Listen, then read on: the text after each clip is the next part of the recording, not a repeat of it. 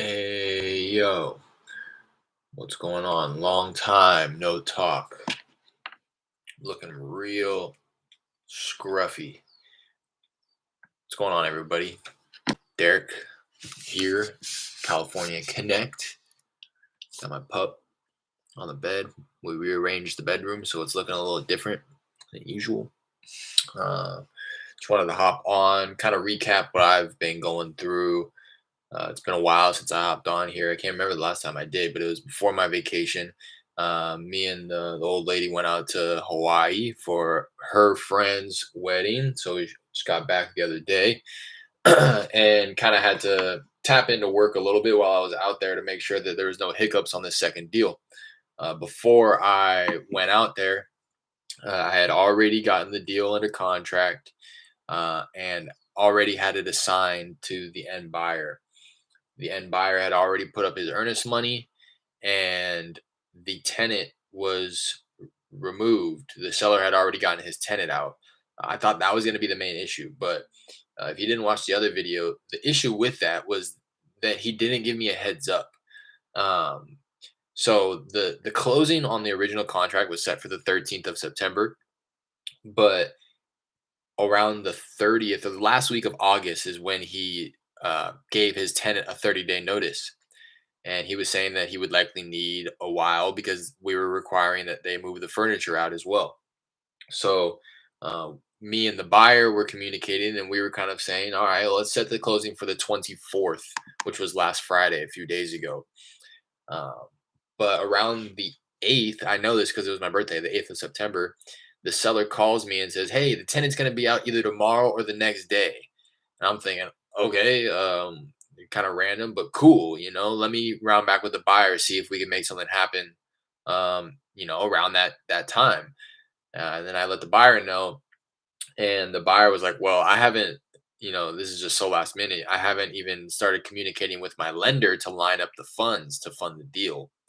I was a little annoyed at that one because the original agreement was for the 13th, but at that rate, me and him again had that conversation talking about the end of September because the seller wasn't giving me anything. It was in this one, the seller was a very poor communicator, always busy. I was always having to call him multiple times, and when I would get on the phone with him, there is a language barrier. English clearly isn't his first language, so it just the message would get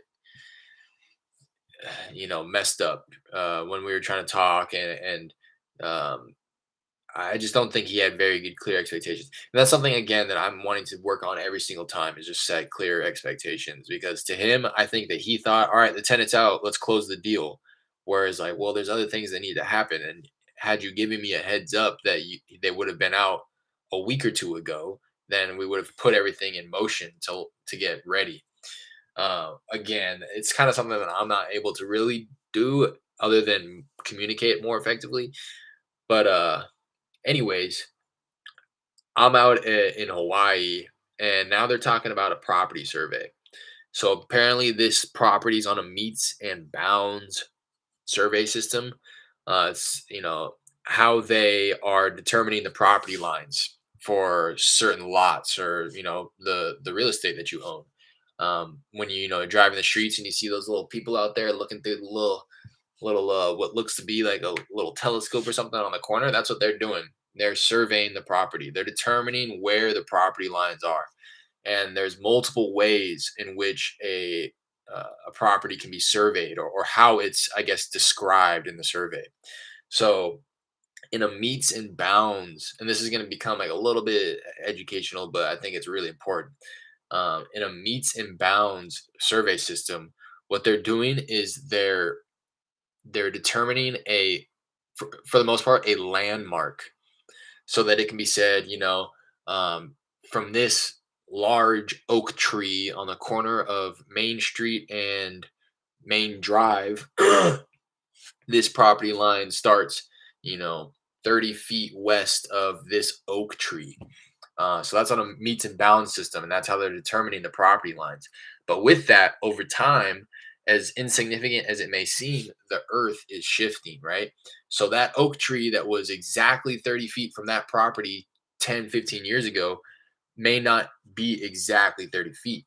So when title is being transferred between parties, like somebody's buying a property from a seller, if the survey system is on a meets and bounds system with using those descriptions that I was just kind of telling you about the landmarks being used, a survey is required, right? And at least that's what my title company, my escrow officer, is communicating to me. Now, when I'm out there, I'm like, okay, survey, whatever, order it, do it. It's not a cost to me; it's going to be a cost to the buyer, anyways. So the buyer was on board, but the survey was taking too long. I think because the title company took a really long, they waited to the last minute to actually order it. Again, another learning lesson for myself. When she told me I should have put myself on a every 2 to 3 day follow up to follow up with them to check in on the status of the survey. Joe, hey Derek, what leads are you focusing on to get deals? Also, you doing different market or your market? So let me answer your first question. What leads are you focusing on to get deals? So primarily, what I'm doing right now is driving for dollars virtually. I used to use Deal Machine in order to kind of just streamline the process. They have a Google Chrome extension so that when you're driving on Google Maps, it will show you like not only the property that you're looking at specifically on Google Maps, but it will show you like 2 to 3 other properties in the area um, that you possibly could be looking at, right? Because it doesn't want to assume that you're looking at one property, so it'll give you like a list of four. And I found that it kind of just doubles and triples your output when you're building your list because you'll see the property that you're looking for right in the corner when it pops up on the extension, and you'll see, yeah, that's the one. And all you have to do is click it, and it'll add it to the list. And then you can see like, oh, this one is also on this block and it's absentee owner or that it's vacant, so let me add that one too. I used to do that, but now when I was forced to kind of scale back on my marketing budget, I do everything pretty much for free now. I just use Google Maps. I drive. I have a little mini series on my channel if you want to go check it out. It's just my virtual driving for dollars process.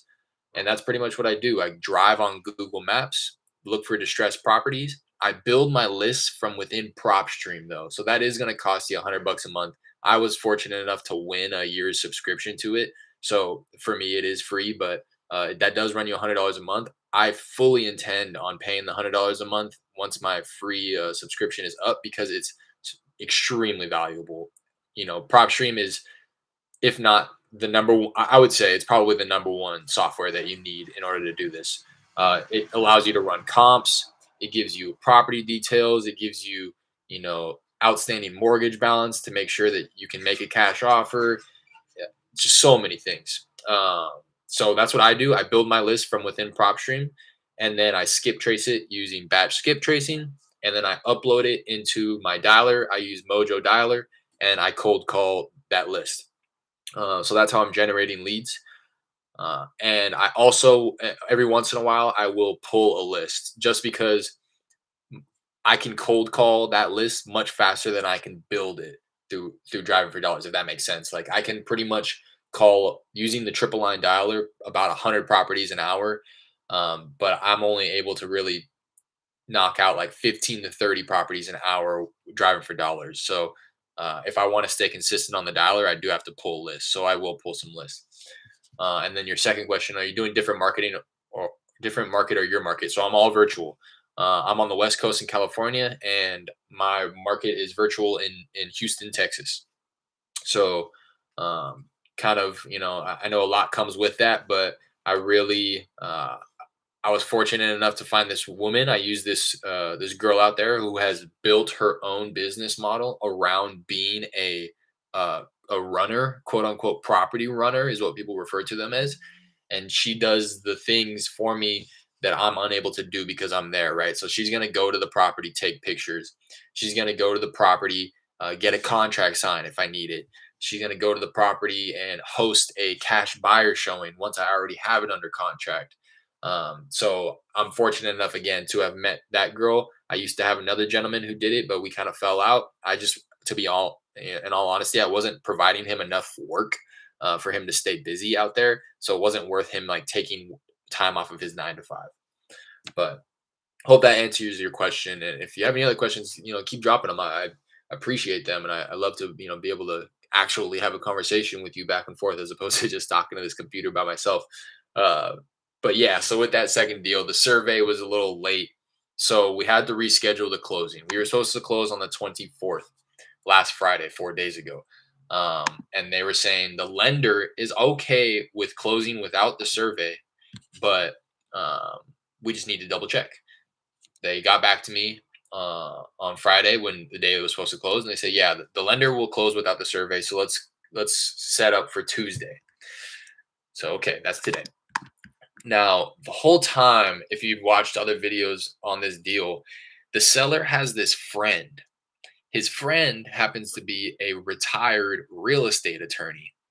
So his friend is not representing him as an attorney. He's really just a friend that knows the ins and outs of real estate transactions. And he's been sticking his nose in this thing since the beginning and honestly making it much more difficult than it has to be. He's requesting all types of stuff. Oh, okay, you have a reference number, you send me the deed, send me the original contract. Have you opened a lot of the stuff was reasonable, but it was clear that he was only trying to puff his chest up and show his friend, the seller, that he knew what he was doing. Right, he's like, I know what I'm doing. Let me intervene and make sure that you're taken care of. But then his request started to get unreasonable. Pretty much as of yesterday, his requests started to become unreasonable.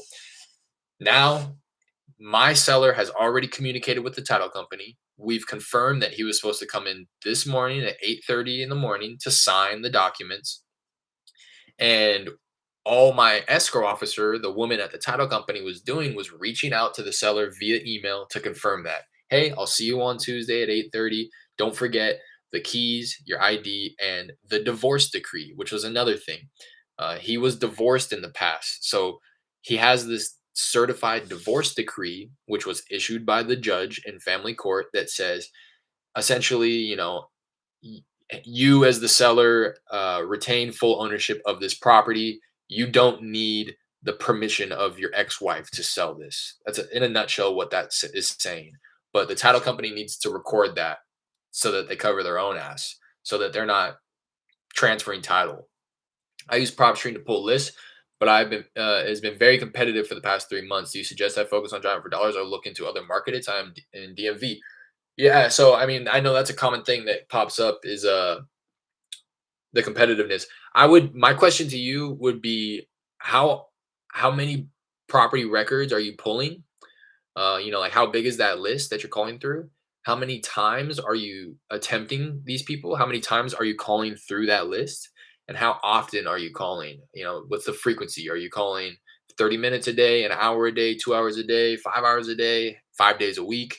I would want to know that because I do know that it is a thing, right? Competition is going to be a thing. And especially when you are pulling lists, right? Because imagine so I wouldn't want to recommend one thing or another to you, like, oh, don't pull lists, just drive for dollars.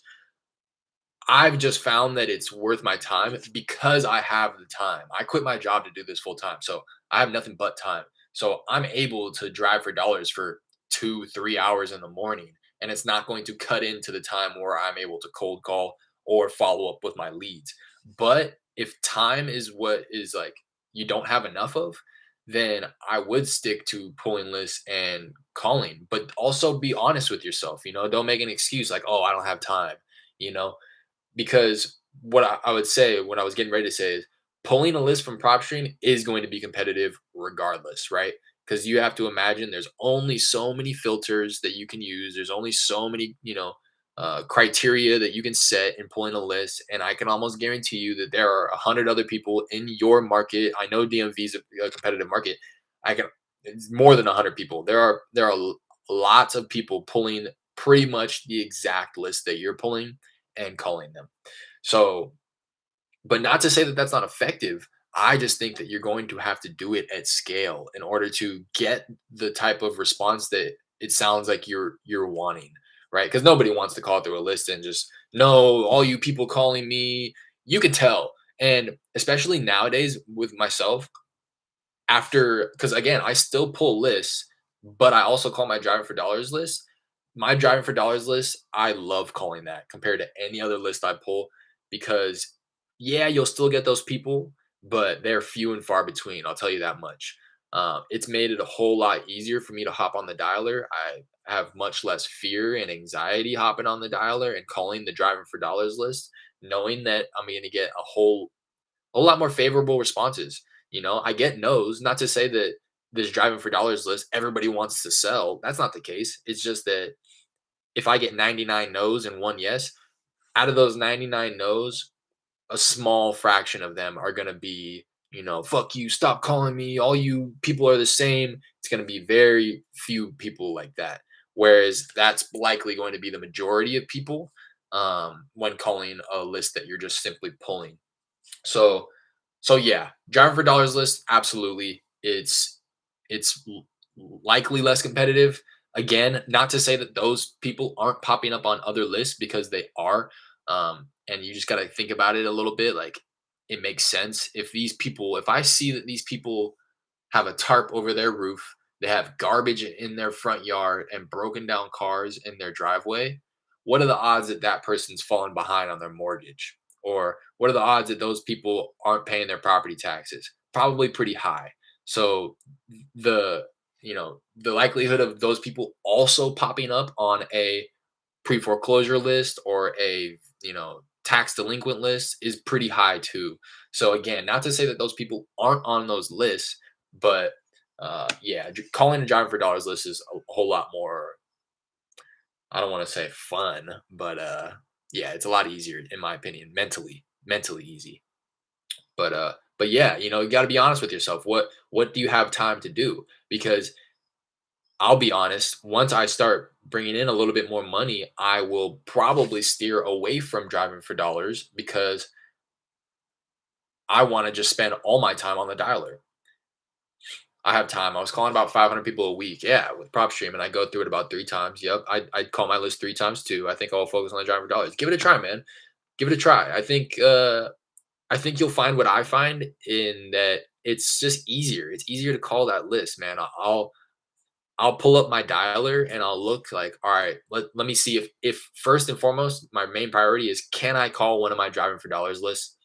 If I go and I see that, like you're saying, dang, I've already called through this whole list 3 times and I've gotten, my response rate is starting to fall off. Let me just call this other list. You know what I mean? It's like I have to resort to calling another list. So I'd give it a try, man. Go check out my other. I have a little 3-part mini series that I recorded on how I do it. I switched it up a little bit since then. Um, I used to write down the properties by hand all at once. I may even try it again. It's still relevant, so please, yeah, please do check that out. Um, I think it'll be really helpful. It's very easy, streamlined process, especially that you have prop stream. It makes it way more convenient that you're able to actually build a a driving for dollars list in prop stream. Um, and I also put a little like extra. It's like kind of a little cherry on top, little Easter egg that what I do to help build my cash buyers list at the same time. And that's that third video in that little mini series. So go check that out. Let me know what you think. Um, but yeah, so with this one, kind of finish up the story on this deal that's closing today. We had to reschedule to today. And again, his retired real estate attorney friend, yesterday, I'm going to read you the email, replied to my escrow officer. And again, all my escrow officer was saying, hey, here's the settlement statement for your review. All it shows is, you've agreed to 75,000. You owe about $1,200 in taxes. So you're going to get about, 73.8 at the end of the day. And it was very evident that the seller forwarded this email to his friend because then his friend replied to that email saying, the seller and his wife will come when they can sign documents and pick up check. They will accept the tax payment out of the 75,000, but they must be given a check when they sign. I still have not seen the deed, as if he had already requested it. So you can kind of just tell from that email, like he's not even a party to this transaction. He's just being an ass, if you ask me. Like being rude about it too, like demanding stuff or claiming to have demanded stuff already and not have been provided to it as if we're entitled or obligated to give it to him. And then the assistant over at the title company says, "Hi, please see the attached settlement statement. Also, please see email from." Oh no, here you go. Martha, this is the escrow officer over there.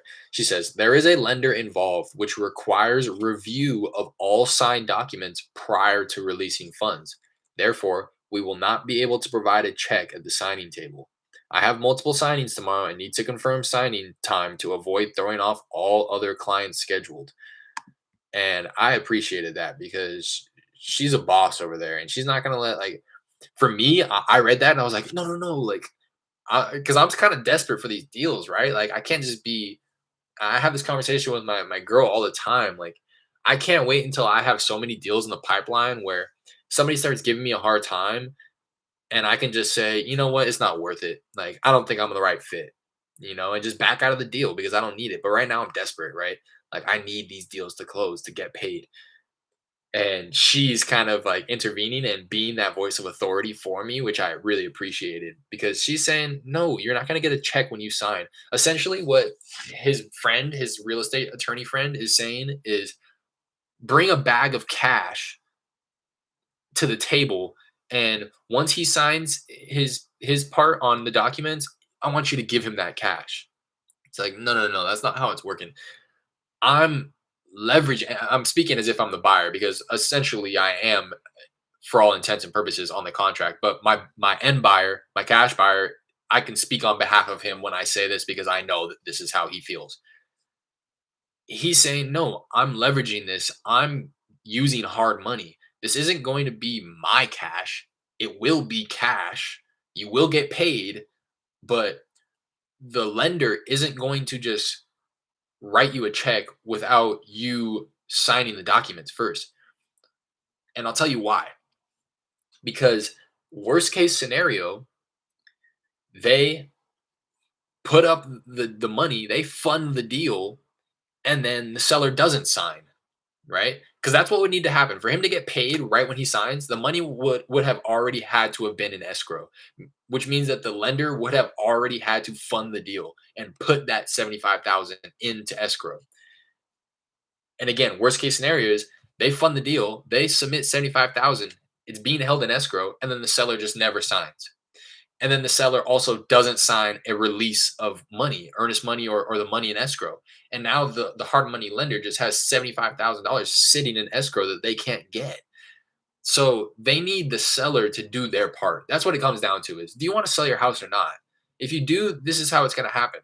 You know, I don't know why his real estate attorney friend has like made things so difficult and essentially instilled a lot of doubt and fear in the seller. And now for some reason he thinks that he's not going to get paid and we're just going to like take his property from him, take his house from him after he comes into the title company and signs the documents.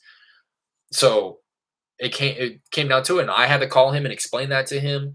Again, there's a language barrier so it's difficult. And again, my escrow officer like put her foot down was like, "No, that's not going to happen. You're going to have to sign before you get paid." And we can either what they said, we can either wire you the money by the end of the day, or we can overnight you a paper check. If you want a check so bad, you can wait one day, or you can get the money wired to you later that day. But for some reason, I don't know why, but he thought that we were trying to finesse him and literally take his house without paying him.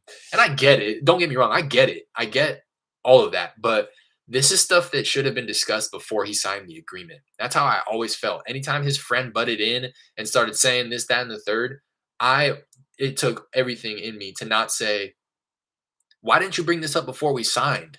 This is stuff that you need to ask me. This is stuff that you need to get clarified. And I get that I can do a better job of setting more clear expectations. But at the end of the day, like once you sign, you shouldn't be so skeptical. You should already be at that understanding that I'm going to pay you for the house. But again, I understand. I'm not going to knock the guy. What I am going to knock him for is this: 100 different times, I told the guy, "You're going to need three things. At least these are the three things that I know that you're going to have to bring into closing when you sign the documents. I want you to talk to my escrow officer to make sure that there's nothing else that you need to bring, but I know for sure these three things you need. You need your driver's license, identification, some type of identification, your driver's license. He says, "Oh, I always have my ID on me." Perfect. Second thing you're going to need is that divorce decree. The divorce decree, because your ex-wife isn't going to come in and sign on her behalf to sell the property. So that divorce decree, that it will suffice. The divorce decree will say, hey, the ex-wife doesn't need to come in and sign because you have this document that says, essentially gives you that right to sell the property without her signatures.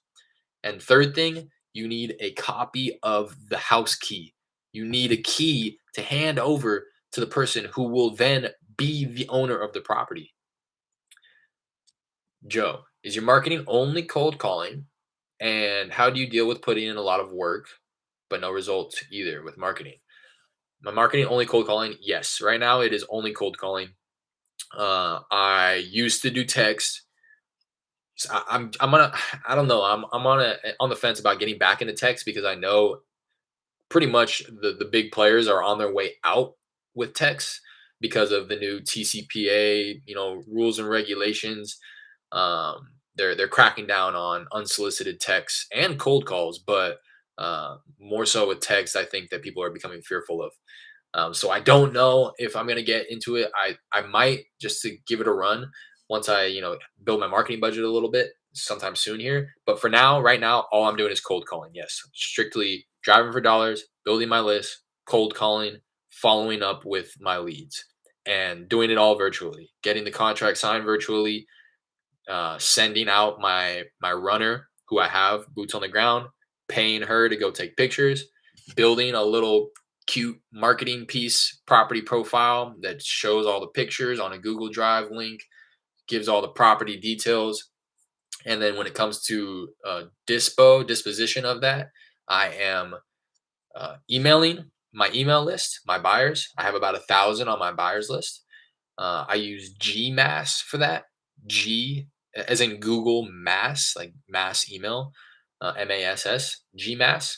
And what that does is it allows you to automatically send out these emails uh, and still adhere to Google's terms and conditions, so that you're not sending 1,000 emails out all at once and then getting your email flagged as spam. So what it will do is it will um, stagger the emails so it sends like so many per hour.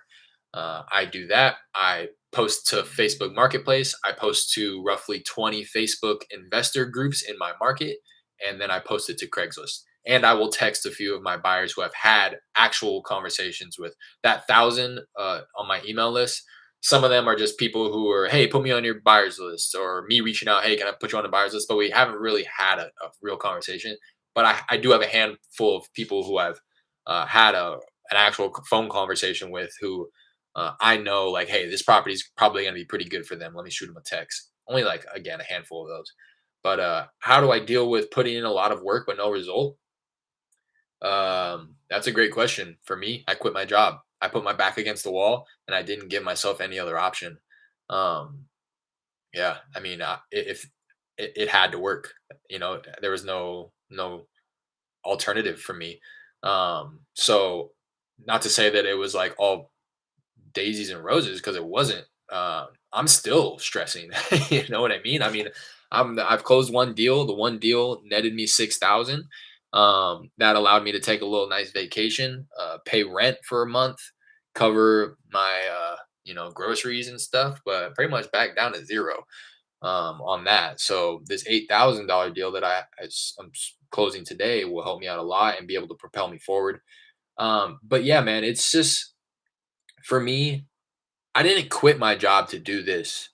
And I guess that kind of speaks to it. I quit my job because I knew that a 9 to 5, that wasn't in my future, man. When I told my boss, when he was like, what can we do to help you stay? What can I do to, make things easier for you? And I was telling him, look, man, it's not, well, it was them, but primarily I was telling him, I just need to put myself in a position where my pay, what I'm receiving in income, is a direct result or direct representation of my efforts, which is why I can why I can admire people in a sales position, who are working off of commission based salary, because they know if I put in 10x amount of work, my pay is going to be 10x too. So that's what it was for me. But it works, man. I mean, this process works. That's, I think, all that you need to know. So when you get down on yourself, or any type of negative emotions that pop up about putting in all this work and not seeing results, I can guarantee you the two deals that I got, they were laydowns, man. Both of them were two phone calls. The first deal that I closed, it was a cold call to the wife. The wife said, "Yes, we've been thinking about selling. Give me a call tomorrow." I called them tomorrow. The husband answered and he said, "Look, Derek, we're in debt. We need to sell. How much can you pay me?" Essentially, that's how the conversation went. And I said, "I can do 58,000." And he said, "All right, sounds good." So knowing that now fuels me to continue calling, because there are people out there like that. And the second one that I got under contract, first cold call, and this is coming after, like you're saying, this is coming after hundreds of no's. And then I get this one person on the phone, and I say, "Would you consider an offer on your property?" And he said, "Yeah." How much? Then I vetted him, I pre-qualified him, I had that conversation, I made him an offer, and he accepted it after we negotiated a little bit, but literally one phone call. Second phone call, I hung up. I said, "Let me run my numbers." I called him back an hour later with my offer, made him an offer, and we came to an agreement. So just know, man, that it works. This isn't a fairy tale. This isn't some facade that granted, there are people on social media that I think are not doing the business but are trying to come across like they are. But take it from me, man. That's why I wanted to do this channel. I want it. You can go back and watch these videos. You can go back and watch that video of me having both of those conversations with both of those sellers, and how easy it was. Sometimes I will go back and watch that video and be like, "Damn, that's a reminder to me that there are people out there that are literally waiting for somebody to call them and solve their problems for them, and they don't have the means to solve them themselves." Well, they do, but they think they don't. People are helpless out there. And this isn't to knock anybody in that situation, because when you get in that place, you don't realize, right? You think that all is going to shit. You think that there's nothing you can do. And then lo and behold, Joe calls them out of nowhere and offers to makes an offer on their property that will solve all of their problems. They're going for that, man. They want that. They need that. They literally need that. And that's something that you got to remind yourself. Something that I took from Keith Everett. I grabbed his sales course way back when, and he's literally saying, like, if you need to go on to every cold call session, every time you see that you're dialing a new property, you look at that name, Joe lives on Main Street. You got to tell yourself, Joe needs my help. Joe needs me to solve their problems, because Joe can't solve his problems alone. Joe thinks that the world is over. Joe has slipped into debt. Joe has problem tenants that aren't paying rent. Joe has this vacant property that he doesn't know what to do with. He tried to list it on the market before, but nobody would make him a fair offer. And then Derek comes around, calls Joe, and says, "Joe, I can solve all your problems." Boom. Telling you. I mean, and I don't mean to speak like I'm some type of pro. I always make that very clear in all my videos. This isn't. I really didn't make this channel to be like educational, like me to come across like I know what I'm doing, you don't. I really just wanted to document my process for this exact reason, so that people can tap into those conversations in those videos and kind of get taken back. Like, whoa, damn! Like Derek's has no experience and he's just calling these people and landing deals. Like I can do that. I can, and look at the other videos too, where I'm stuttering, I'm stumbling through my words, I'm making offers and people don't like it, or I'm making offers and not closing deals. You know what I mean? Like it just comes down to a numbers game, man. It sounds like you have the time. This is directed to Joe again. Joe, you have the time. It sounds like you have the drive. You've already gone through the process. Now it's just being honest with yourself, man. And this is something that I still struggle with, to be honest. This is something that I was on a coaching call yesterday with this group that I'm a part of, and the coach was letting us have it. This is a kind of a rare time where he was being honest. Like, why don't you guys want it bad enough? People right now are going crazy about COVID, and they're making a stance. They're saying, I am going to get this vaccine, or I am not going to get this vaccine. And they feel so passionately about it that they're preaching it on their social media. They're yelling it from the mountaintops, and they're spending all this time, energy, and resources on trying to convince people of their argument. If they just took that energy and put it towards something that can better their future and their family's future, imagine where they would be in this business already, man. And that really resonated with me. So I'm done, like dancing around it. I'm just getting after it, man. That's what it comes down to. How many hours you're gonna put it on the dialer? How many people you're gonna make contact with? How many leads you're gonna generate? How many offers you're gonna make? And how many contracts you're gonna get signed? That's all it comes down to.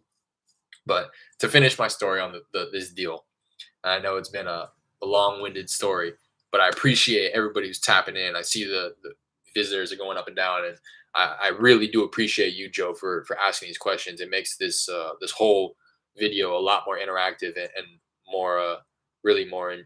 I'm enjoying this video, but came down today. Again, I reiterated to him the three things that he needed: the key, the ID, the divorce decree. You need to bring those three things into the title company when you sign the closing documents.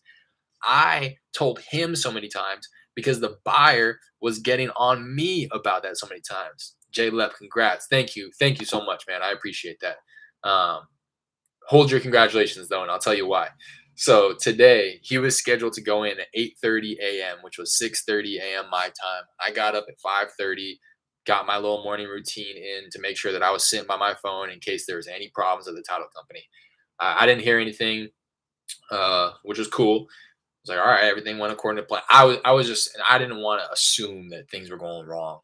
So around, I don't know what time, but then I tap in on Instagram, and I am friends with the cash buyer on Instagram. The cash buyer put up a picture of him signing the closing documents, tagged me like, thanks Derek for the deal, like closing on this one.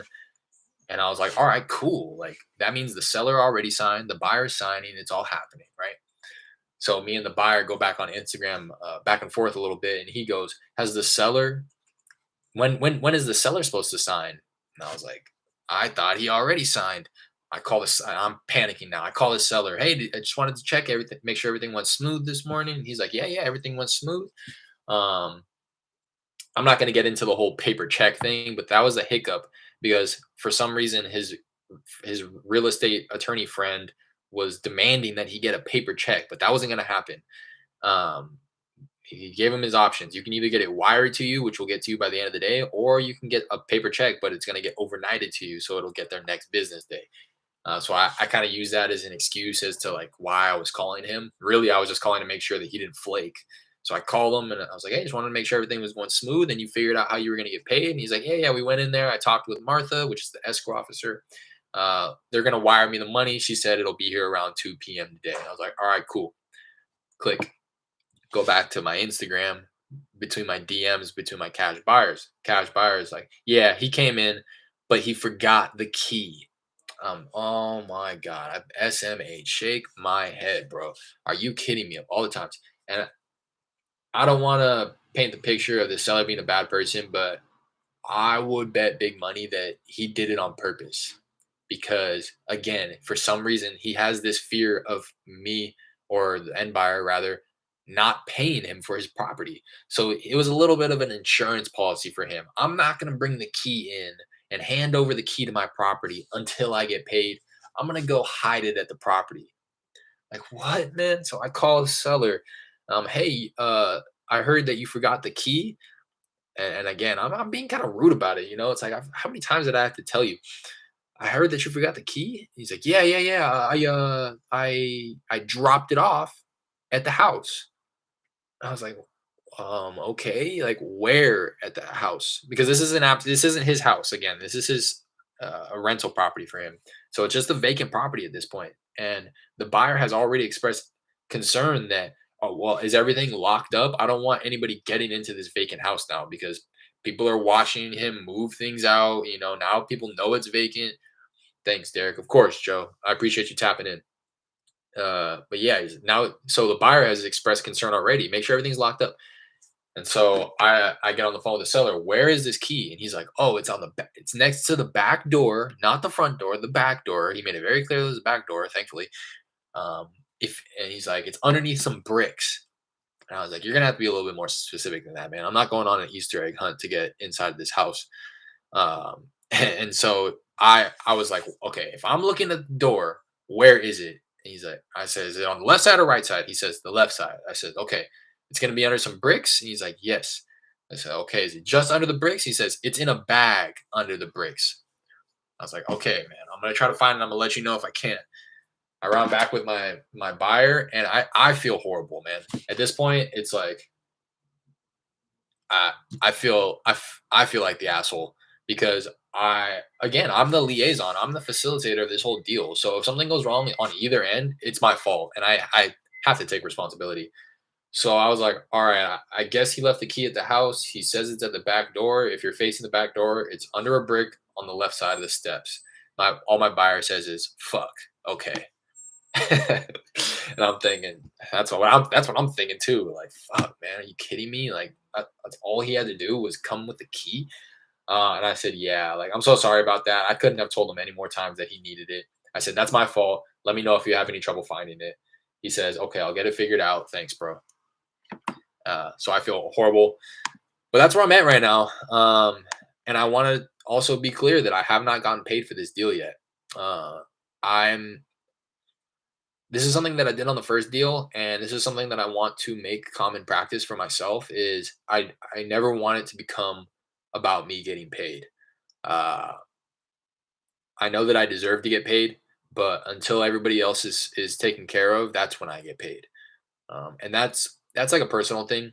I know that other people operate in that fashion too, but I hope they find the key. Me too, man.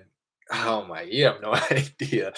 Uh, I'm keeping my fingers crossed, man, because I looked at the pictures. So now I went back to the pictures that my property specialist took of the place, and I'm looking. I'm like, where could this thing be? And there's like 20 bricks in the back, man. Like so many bricks. It's literally they have to go on an Easter egg hunt. Like it's the dumbest thing. Like, but I hope they do too, man. But to finish my thought there, I know that other wholesalers operate in that manner. Like, look, it's not about me, it's about them. It's about the seller, it's about the buyer, it's about everybody else aside from me. I want to make sure that I'm the last person to get paid. So that's what I did on the first one, and I felt really good about that, right? That's how I want to continue operating from now until forever. So in this case, my escrow officer told my seller that he was going to get wired his money by 2, which is about 10 minutes from now. And I still haven't given my title company my wire instructions to wire me the money. So I kind of told myself if I don't hear from my title company within an hour from now, an hour and 10 minutes, which is an hour after she told him, my seller, that he was going to get wired his money, then I'll reach out and just check in on the status, right? But I just don't want to be a nuisance. I know that's something else I have to deal with and work on is um, I have to be a nuisance, especially with now that something like this has happened. I have to be way more communicative. I need to be talking to these people constantly, my title company included. The title company, the buyer, the seller. Um, a part of me being a rookie to all of this and being inexperienced wants to like get everything in place and then just kind of step back and assume that everybody understood the first time and that if I just take a step back and let it unfold, it will be the best thing. I guess I have a fear of reinserting myself into the whole mix of things and then confusing somebody who already understood it the first time and that's something that I'm working on because I know that that's not the case.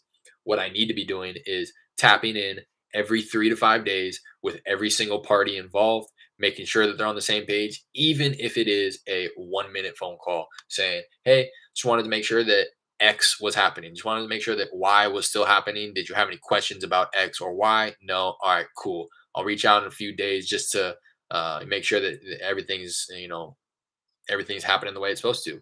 How did you set up your team before you started cold calling? I don't have a team, man. It's just me.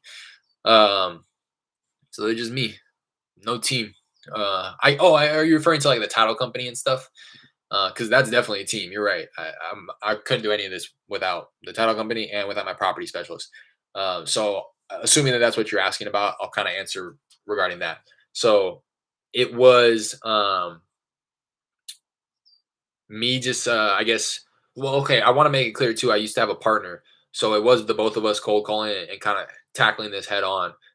His name's Peters, and he will hopefully, he's wanting to pursue other things, but once his plate clears, he might tap back in for some kind of a less intensive, roles in the chain of things. But it came down to it, and we got our first property buyers and agents. Yeah, so it came down to it. We got our first property under contract, and we knew that we needed a property specialist. We needed somebody to go out there and take pictures. Um, so I just started posting on Facebook groups, letting people know, hey, is anybody? We also made a Craigslist post, pretty much just saying we'll pay you $100 if you can get out there and take the pictures that we need taken. Pay you $100. Um, since then, so we did hire one guy. He was really cool too, really cool. But I don't know if you were on the in the beginning here, Jaleb. But um, what happened was we kind of hit a cold streak in the beginning. We were like hitting a rhythm, and we were sending him out to properties, getting pictures taken. But then some of all of those contracts fell through, and we had to cancel them. I canceled 3 contracts before I got my first closed deal on that fourth contract. So yeah, it came down to it, and I don't think he really saw the longevity of it all. He didn't see the future, and honestly, I think he stopped believing in us um, because we were instilling so much trust in him, and he was looking at it as more than just a gig job, right? That's how I was looking at it. That's how my partner was looking at it. Hey, when something comes up, are you down to run out there for $100? Are you down to run out there for $75 just to do this real quick? Again, a gig job, just a quick gig. Um, but it sounds like he had higher hopes. He wanted to, and I would have loved to bring him on as a caller. I would have loved to bring him on as an acquisition manager, but he wasn't going to get paid. I didn't have the means to pay him. So he was just wanting more, which is understandable. Cool by me. So it came down to this last one, my first closed deal, and I rounded back with him. It had been a while since we talked. Like, hey, just wanted to make sure um, you're still open to this. I have another opportunity if you're wanting to run out. And he's like, oh, work, some stuff came up at work. I'm unable to take time off like I used to. I know that he was just being nice, saying, I don't think this is going to work out, which I appreciate. Again, can never assume that somebody's just going to stay on full time and do what I want them to. But luckily, in the months that it took me to get my first deal, I'm just in the mix now on Facebook groups, Instagram, anywhere I'm at, I'm in that realm. I have curated my feeds on all social media platforms to wholesaling and real estate. So I came across a page on Facebook of this girl who has built a business model around being a runner. So she has built a business model around, $100 for pictures to go out there and take pictures, $50 to go out there and put a contractor lockbox on the door. So she has built this business around being a runner. So on my last one, or on this one, this deal was the first time I used her, and I plan to use her moving forward because it's super easy. Uh, yeah, so she went out there, took property pictures. In terms of title companies, we had Googled, or I think we Googled, and we also posted to Facebook groups just asking for recommendations. This is when my partner was still on board. We built out an Excel spreadsheet of like 15 title companies, and then just started calling them, cold calling them, literally saying, hey, I'm a new investor in the area. Um, we're looking to source opportunities, real estate opportunities by going direct to seller. I just wanted to, kind of ask a few questions to see. We're looking for a new title company, and They want your business. So they're pretty much, yeah, yeah, yeah. What did you need to know? All you need to know is if they do assignments, or if they are familiar with wholesaling. Because when the sellers call or the buyers call into the title company, you don't want them to mess it up, right? You don't want them to say, "Oh no, Derek's not buying it; he's assigning it." So that's that for the title companies. You just want to make sure. And I've already gone through a few title companies too. This is the third title company. The first one I ended up having to close contracts with. They were really cool about it, but I felt really weird bringing them business after that because I felt like I let them down. The second one, which was my first closed deal, they were cool too, um, but they were just like a little rude, to be honest. And this third one, this title company that I will likely stick with, is my buyer's title company. As weird as that is, I'm fairly certain. I don't know how it works legally, but I'm fairly certain he owns the title company, and that's where he facilitates all of his deals through. So it was kind of like a an arrangement or an agreement. We were working on price, and he was wanting a lower price, and I said, "I'm gonna stick to this price, and I'll tell you what, I'll bring it to your title company." It was a title company that I was already gonna bring it to. So he was like, "All right, cool." In terms of buyers, I have about, again, 1,000 on my email list, and that was just from scanning Facebook, man. Go into all of your local Facebook investor groups. Um, I'll talk with some of them. Some of them I won't even talk to. I'll be honest. I know that that's not recommended, but um, I'll go and I'll find the post that says looking to assign. I have a property under contract by somebody else, right? Like some Joe Schmo goes and posts on a group that I'm a part of. I have a property under contract, looking to assign it. Are there any cash buyers in the area who are open to looking at a deal? And you'll get posts with 100 people raising their hand saying, "Yes, I'm a cash buyer in that area. Add me to your list." And then they drop their email. I'm just scanning that, and I used to take like 20-30 minutes a day just to go through those posts and just build an Excel spreadsheet. Just throw them on a spreadsheet. And then on these last two deals, in terms of finding buyers, I got a lot more personal about it. Um, so I would go to those posts and I would DM these people, and it starts conversations too. So I had a lot of people on this one say, "You know what, that's just not for me. It doesn't really fit my buying criteria, but please do keep me on your list. I'm looking for this type of house, or I'm looking for this type of criteria." So that really helps you build your list that way. And also cold calling. You'd be surprised how many people I cold call and ask if they are interested in getting an offer on their house, and them saying, "No, but I am actually looking to buy a property." Right? I have a number of properties in this area, so if you ever have a property that you're wanting to get rid of, please call me. So I have a little group in my dialer where if that happens, I'll add them to that group of cash buyers. It hasn't really panned out, but I'm hoping that it will one day. I make a point. The next one, it's only a handful of people, so I've always been able to find a buyer. But the next contract I get, I may call through that list and say, "Hey, we talked before, and said you were interested in buying a property." The problem with that is I just need to make sure that they're actually going to pay cash. And they're not needing like to get it financed or anything like that.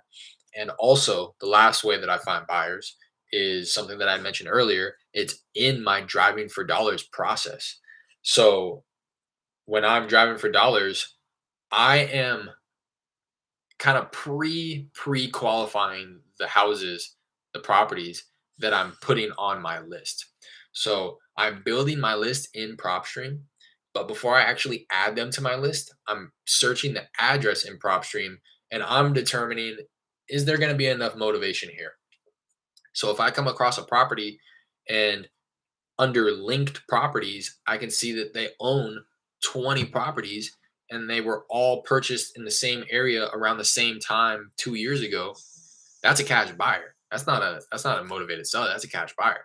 So I'm taking their information and I'm building my own cash buyer list just based off of that. So I'm essentially driving for cash buyers at the same time as me driving for motivated sellers. So hopefully that makes sense. And that's another way. Agents, I haven't really had.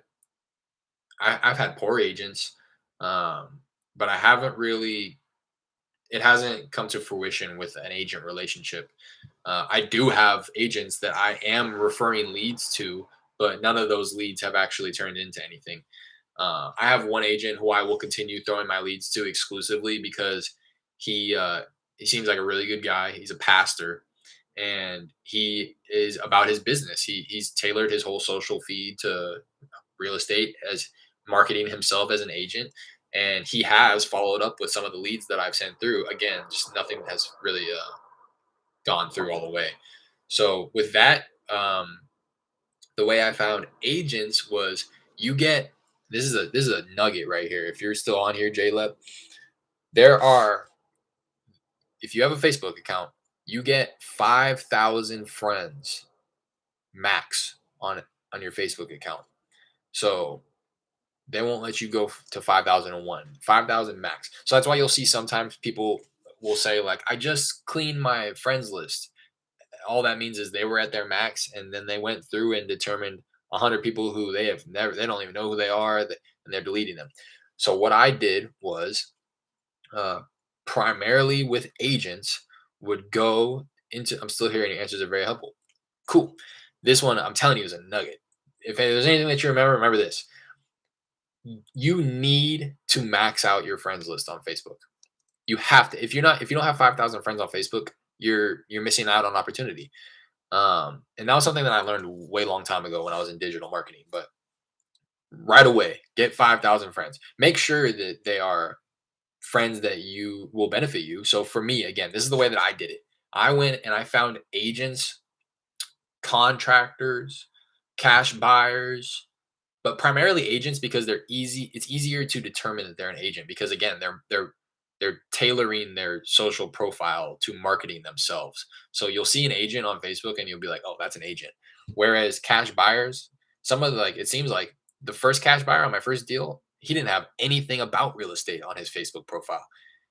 He just saw that I posted it and DM'd me. So it's easier to friend agents because you know that they're active agents. So I friended a bunch of agents.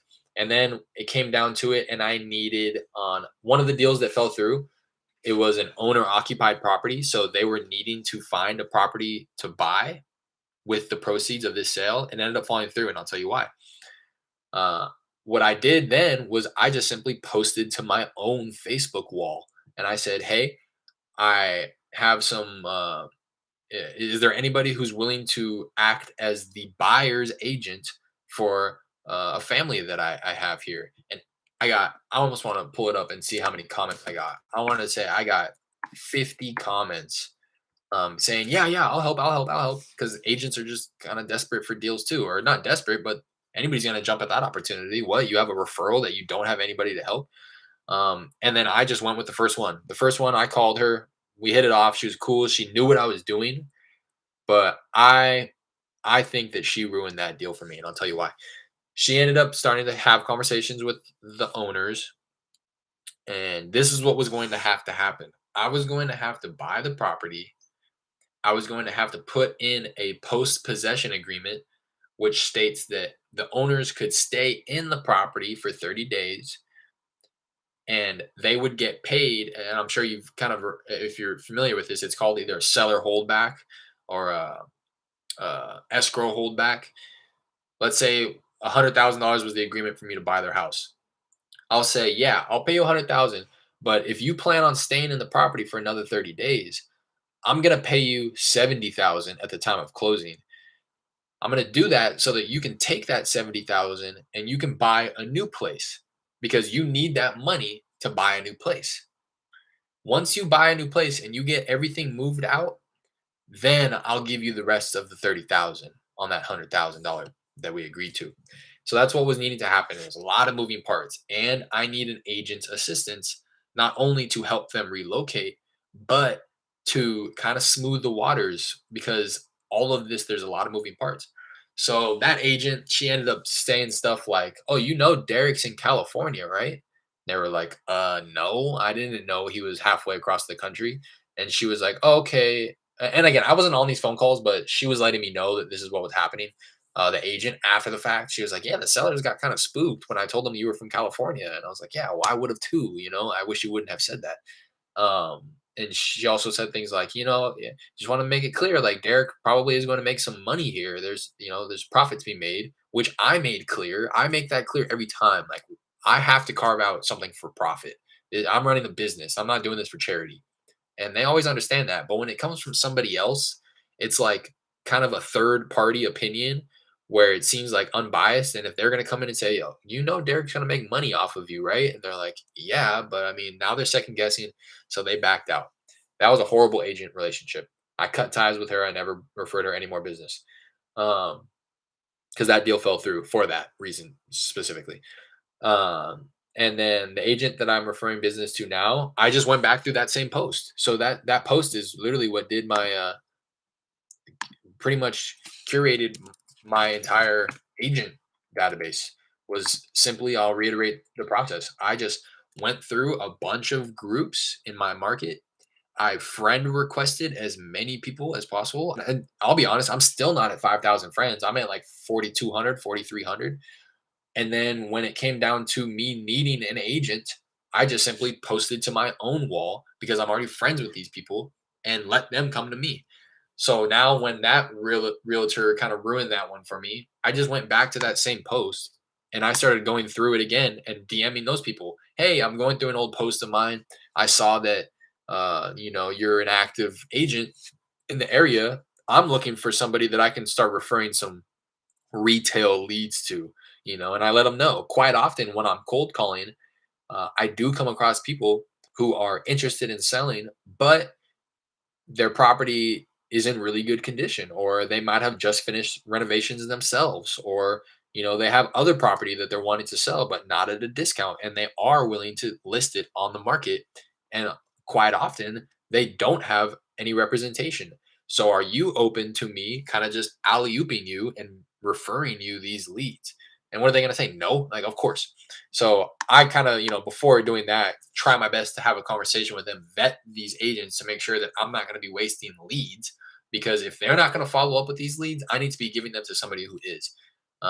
So the agent that I have now, he's cool. He's followed up with some of these people, but I don't think he's I don't think he's a go-getter. I don't think he's a hustler like I need him to be. Like I said, I need these people to be giving them a call that day, the next day. Because when I finish my phone call with those people, I say, "All right, yeah, let me put you in contact with an agent that I work closely with.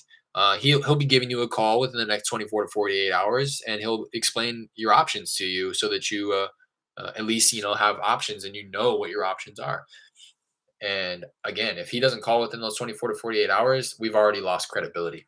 So I kind of need an agent. That's a good question.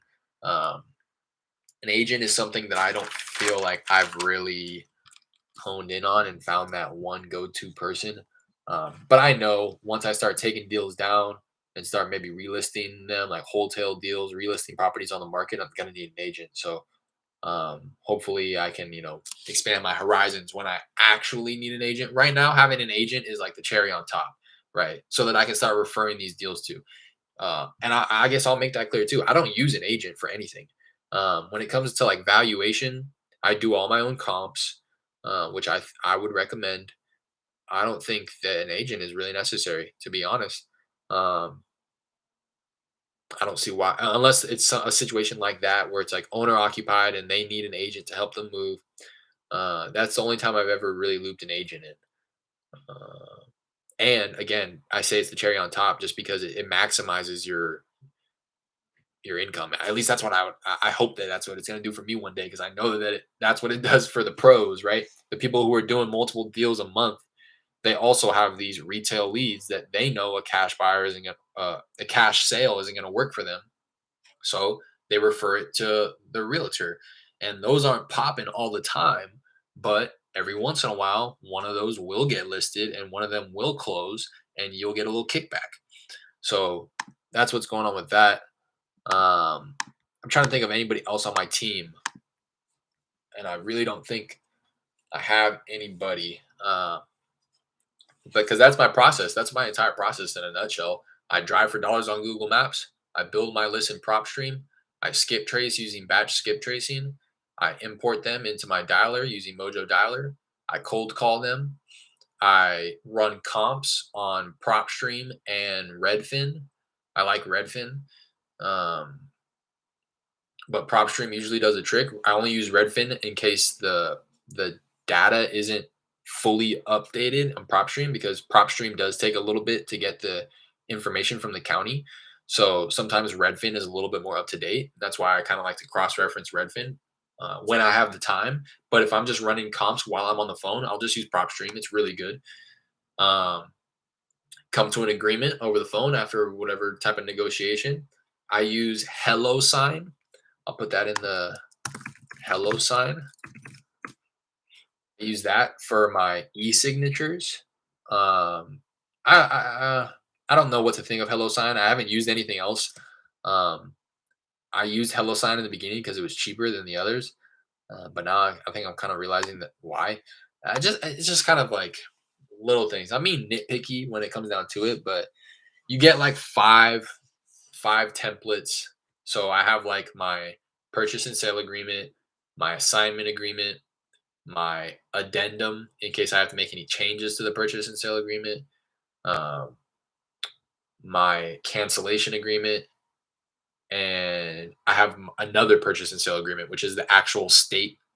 Oh no, I haven't uploaded that, but that's what I intend to do. I forget what my fifth one is, but I intend to get the actual Texas real estate, like official agreement, because I know that there's probably somebody down the line is going to be like, I need to put it on the legit form. I can't do this one page agreement. So I intend to put that one up there. So I use Hello Sign, send them over the agreement, get it signed. It'll get sent back. I will then submit it to my title company just via email. I'll shoot her an email saying, hey, looking to open escrow on this one. Here's the original purchase agreement. Let me know. I'll await wire instructions. They will then send me wire instructions with a reference number so that I can use my business bank account. I use Bank of America. I'm just literally going through my entire process. Business account, Bank of America. I wire them the money same day, referencing the reference number. So now escrow is open and my earnest money is deposited. I will then use those four tactics that I use to blast it to my buyers, which is my email list, and I use again GMass. Put that in the comments too, GMass, and that is like an application that attaches to Gmail. And what it does, just to reiterate, it will ensure that emails are being sent out adhering to the terms and conditions of Gmail, so that your emails don't end up being flagged as spam. So it'll stagger them and send out like only a certain amount per minute, certain amount per hour. But it's all auto. So all you have to do is click send, and then it'll do that by itself. Um, I'll do GMass. I'll also post to Facebook Marketplace. I'll post it to roughly 20 Facebook groups that are investor groups in my market, and Craigslist. Please do save this video. Of course, I'm saving all these videos. So those are my four methods. And then I get buyer interest. I make sure I kind of vet them a little bit, make sure that they're okay with the non-refundable earnest money. On the first one, we had them put down $4,000. On this last one, I had them put 3,000 down. Um, and then again, use Hello Sign again to send to the buyer with a different agreement, the assignment agreement. Make sure that they're cool with that. Have him sign, send it back. I'll take that signed assignment agreement, forward it to my title company. Hey, I'm assigning my interests in the original contract to this end buyer. Here is the assignment agreement.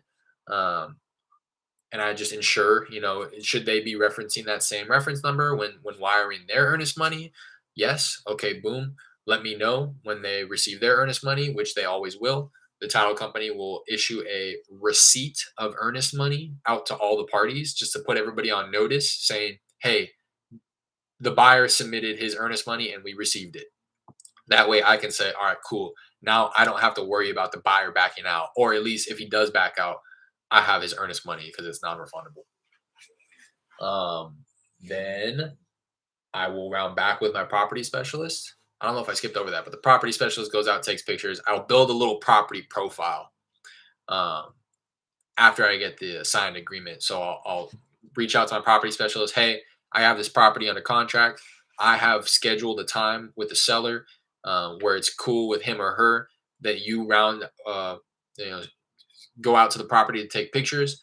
So if you can do that on this scheduled time and date, I coordinate when it's best for everybody. And she says, okay, cool, $100. She goes out there. I give her a list. I say I need pictures of the exterior, the interior, but specifically, I need if you could raise your arms up as high as possible and get a picture of the roof. Obviously, I don't want her climbing on anything or anything like that. Just try to get as much of the roof as possible. A picture of the AC unit, a picture of underneath. This is a couple of gems too. And I'm gonna pay homage because I got these from Jacob Blank. He has a video. He's the young wholesaler out in Arizona who's doing big things. But I got this from one of his videos on what exactly you need pictures of. So the roof, AC. You need pictures of underneath all of the sinks, the kitchen, the bathroom sinks, to check for any signs of leaks from the pipes. And you'll be surprised. A lot of times people have buckets underneath their sinks because there's just leaks coming from the pipes that they're not willing to fix. Um, or mold if they're not taking proper precautions and actually catching the water's just dripping and dropping and then just creating mold. Um, and then some other things that you want to watch out for and get pictures of is the hot water heater and the electrical panel outside, both with the door closed and opened, so that you can actually see the hardware inside the electrical panel, the electrical box.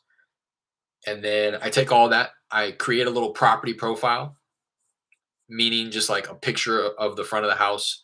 I try to get one that doesn't have the address on it because I don't like to blast it with the address. Only once somebody inquires and says, "Hey, I'm interested in the property. Like, do you mind sending me the address?" I don't really vet them anymore. I'll just give them the address, but I just don't want it to be out there. Um, and then I'll list the property details: number of beds and baths, size of the lot, size of the house, attached garage, detached two-car garage, any other little like things like that. And that is what I am sending out to my email list, Craigslist, Facebook, so on and so forth. So I kind of took a step back, but then I'll jump back ahead. When I get buyer interest, I have them sign the assignment agreement.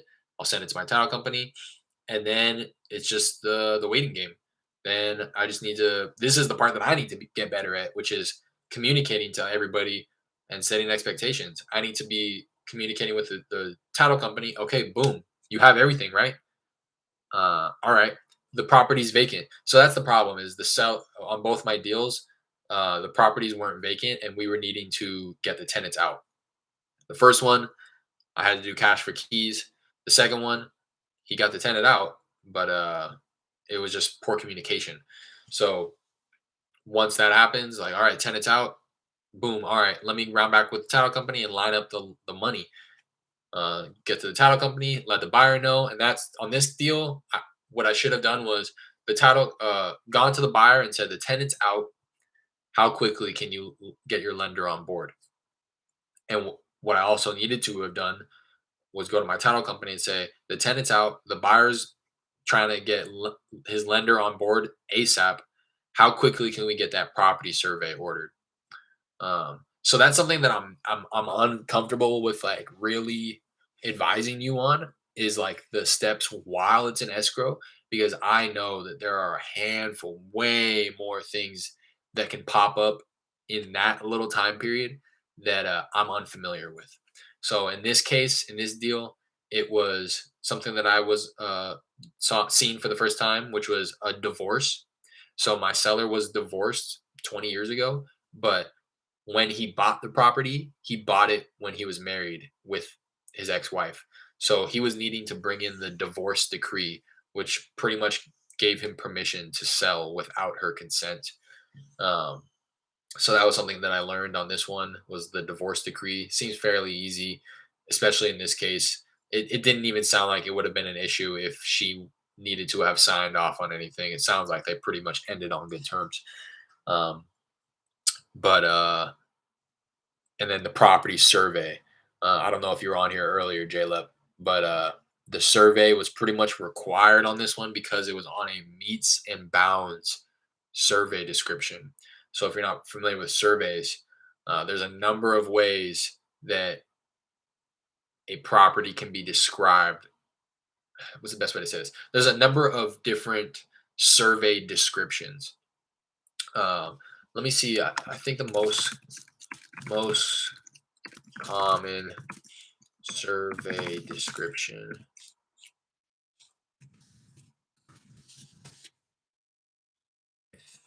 I would say lot and block. So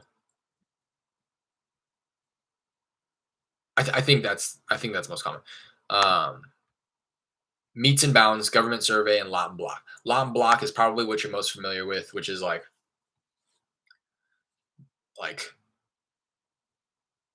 Main Street subdivision, lot or like yeah lot or block 24, lot 16, right? And it just kind of narrows it down. Everything's already pre-measured, predetermined, and it's easy to say, okay, yeah, that's the lot that we're talking about. But with meets and bounds, it's based off of like landmarks. So it's like 20 feet east of this large oak tree on the corner of Main Street and Elm Street. You know what I mean? It's like that. It's based off of landmarks as opposed to just like navigating by lock this, block this. It's still kind of like that, but it's a little different. So for that reason, this is my understanding too, my interpretation of it. So please correct me if I'm wrong if you're seeing this, because this is something that I had to do research on. It was something that I learned when I was studying for my agent exam like 2 years ago, but um, this is my understanding of it. Is since it's based on landmarks, and due to the fact that the earth is constantly shifting and maybe that oak tree got cut down or maybe this other landmark got removed, it's needing to be done every time the title gets transferred. uh, a property survey is needing to be done, so that was another hiccup that we saw on this one. So that's what happened. Again, I'm still waiting on, should I call the title company right now and see what's going on? What do you think? Are you on here, Jaleb? Because right now I'm just waiting. The seller already went in and signed. The buyer signed. He doesn't have the key. I wonder if that's why they're waiting. But what do I do? Call a title company. Yeah, man. I think I got to. All right, let me give him a call. Give me 1 second. I'm gonna blow my nose and I'm gonna be right back.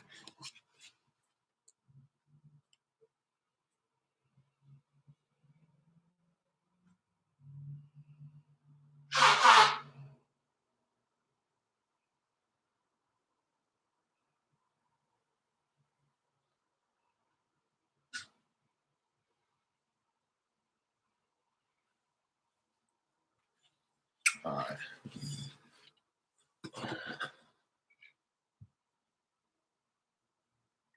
Give them a call. See what's going on. See what to expect. Please hold while I try to connect you.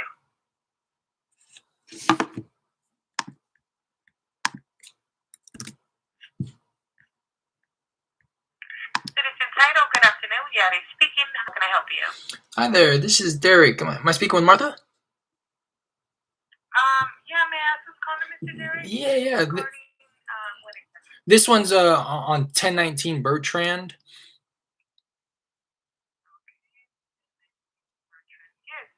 Yeah. I just wanted to give you a call. It was I think the seller had come in this morning to sign off, and I know it sounded like there was a little bit of a hiccup because he forgot the key.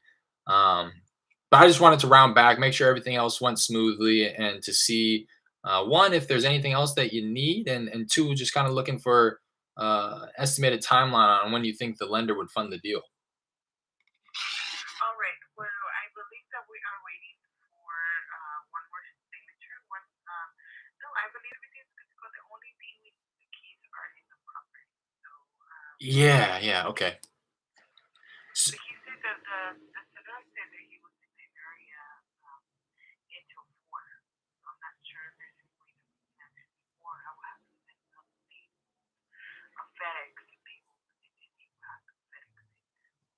I'm sorry, I never. You're referring to the key? I said if not, I would have to send them, get an email address, send them a label, and then he can just drop them off at any FedEx store, and they can overnight it tomorrow. For the Is that key. an option?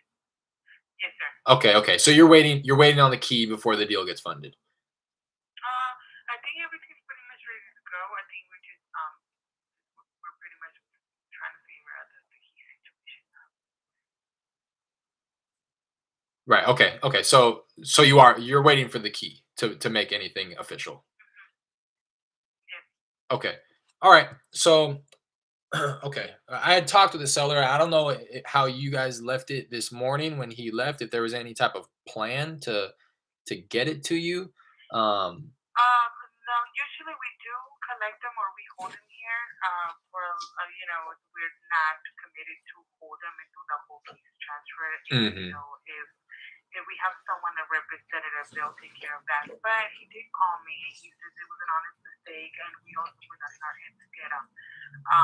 He said that he would leave them at the property. He told me exactly where they at. Yeah. He told me exactly where they're at. As soon as you come in, he says by the stairs to your left hand side. It's going to be under a brick, Yeah. Yeah. like 18 by 18 brick. But like I said, he said he was going to be in the area, but I'm not sure how would that work with you, or do I just send him a label and then overnight them, or? Okay, so let me. I'll try to, I guess, clear up just in case you're unfamiliar or anything like that. So I'm actually assigning my interest in the deal here. So I'm not actually the end buyer. I am communicating with the end buyer, and I had let him know exactly what you just told me about the location of the key because the seller had also told me that. Um, so Yeah, if that's the problem, I mean that's exactly what the people had. If they need to for him to pick it up from there, or they need to pick them up from here. That's my question. Like, does he need I to pick gotcha. I gotcha. So them you, from here? okay, okay. So you just don't know if the buyer is going to expect them to be sent in to the title company or if he is comfortable and okay with just going on that little Yeah, Easter that's egg hunt for okay. the key. Yeah. So it's up to you. Whatever you want me to do, I can either send a label and then the seller can put them in there. But for the label, you will have to go and print it out and put it and or go to the FedEx store and send the keys. Yeah, yeah, and that's going to be a hassle for him. It was hard enough to get him to sign Exactly. Yes. sign the papers. Okay, so is there any way cuz what I just don't want to speak on behalf of the buyer because if it was up to me, I would say just fund it. But I also don't want and I say that because the buyer had let me know that he was going to figure it out. Um so is there any way that you could communicate with the buyer just to get confirmation to make sure that he's okay with funding the deal and okay with going and looking for that key. Yeah, I can actually get with him. Let me Miss Martha's actually in the signing, but let me get all this information for her and Sure. and see how we can go about it. And then give me your name again, My name is Derek, Derek. Derek. Derek, and then give me a good callback number, Derek. Yeah, yeah. Why don't you go ahead and let me get you a number to call. Is it a 832-324 Yep, 4671? yep, you got it. Awesome, got it. No worries. I got your number. I will give you a call right now and figure that out.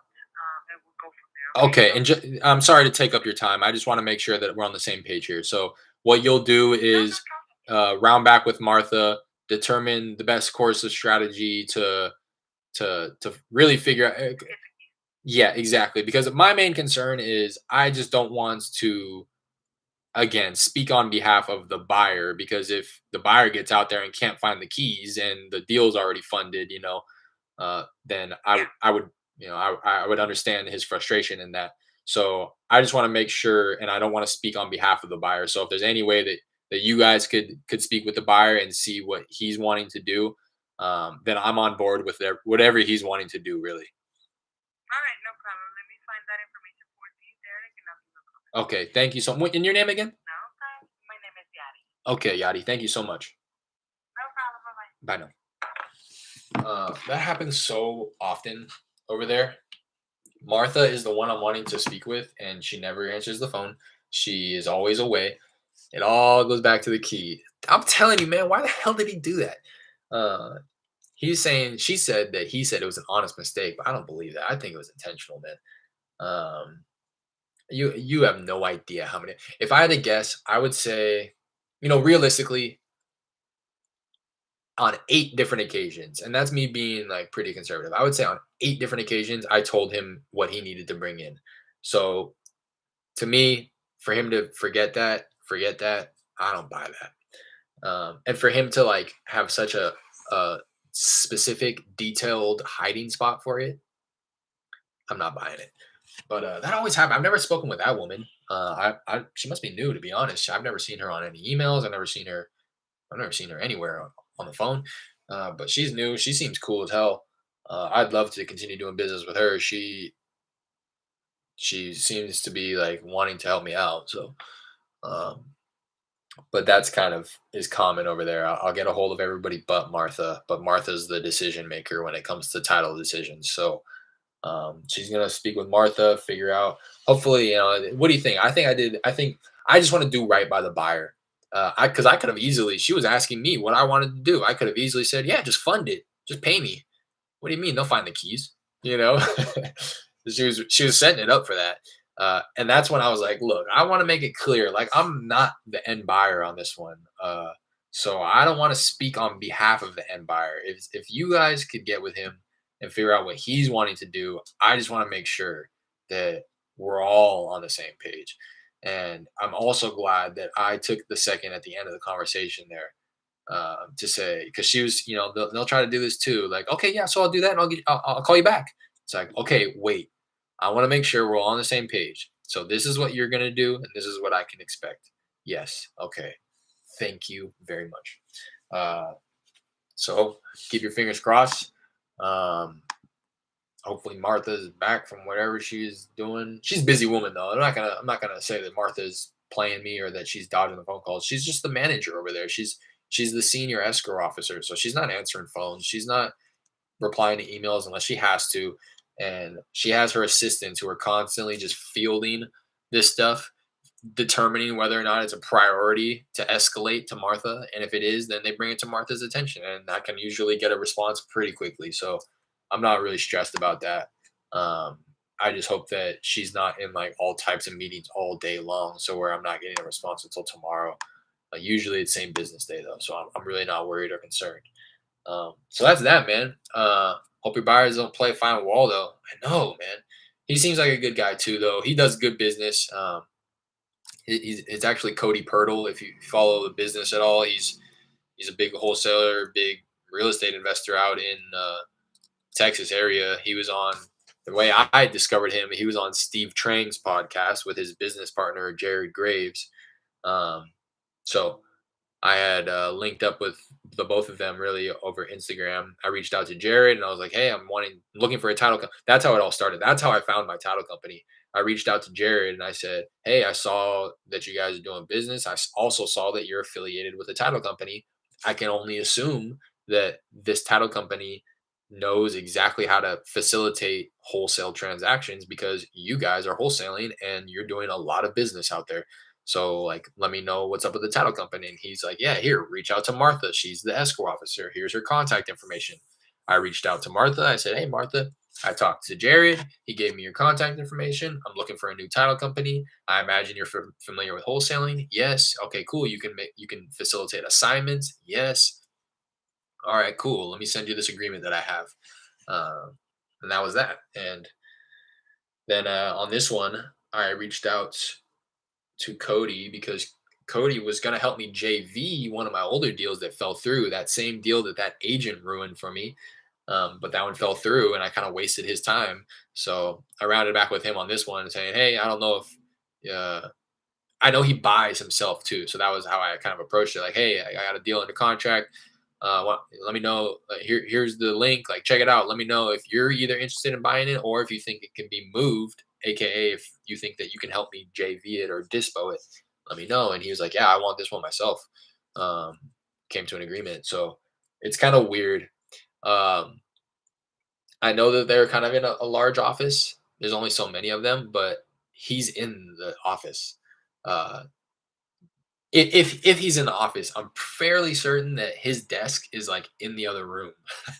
So when I call the title company and I'm talking about the buyer, I'm talking about their boss. Really, is how what it comes down to. I think that they have ownership stake in this title company and being Cody and Jared, and they're essentially employing these people.